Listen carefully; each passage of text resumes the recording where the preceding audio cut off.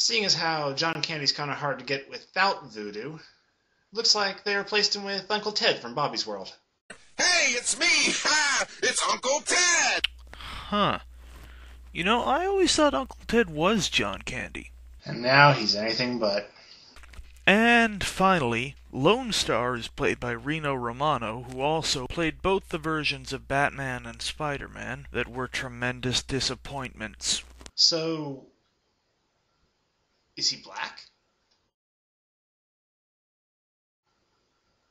Well, the second, less popular version of every superhero is black, right?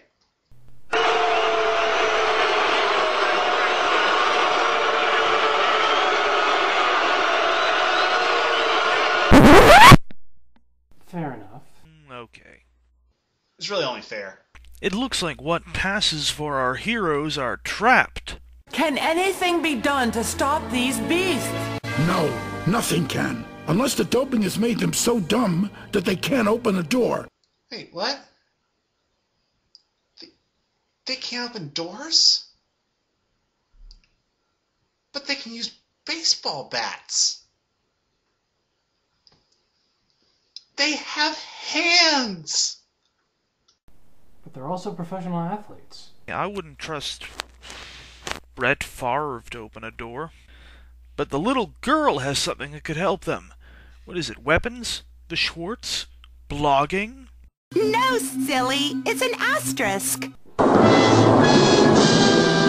Means their records don't really count. Harry Bronze achieved 762 home runs in one game.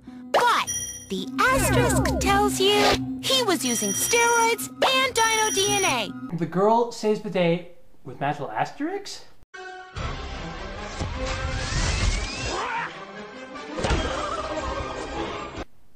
How does that even work? Where did she get those things? Why is something so vague and metaconceptual even? No one wants to hear your logic problem.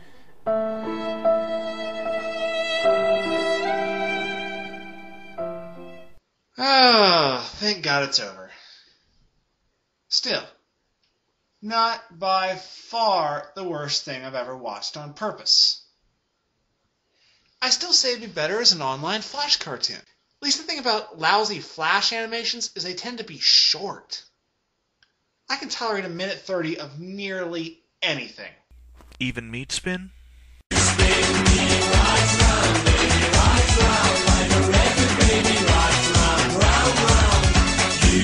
I said nearly.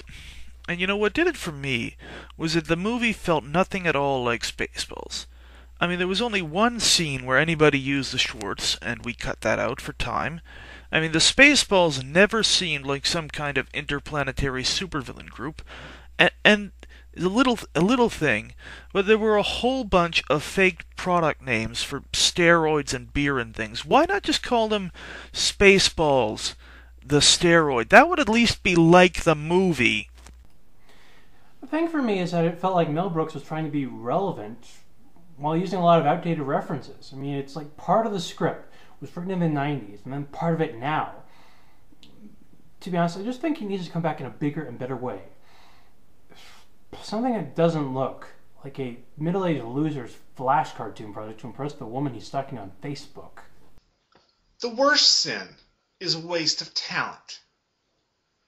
Mel Brooks and the other guys have done so much better.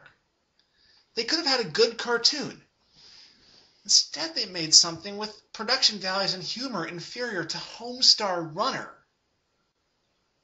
It's really associated with a far better product and the total waste of talent that gives it the reputation it has.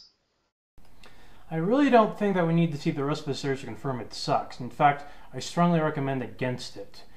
Not like this one episode can serve as a vaccine against the banality, no. Each episode is a new level of hell filled with fresh torments. Like meat spin? Like what?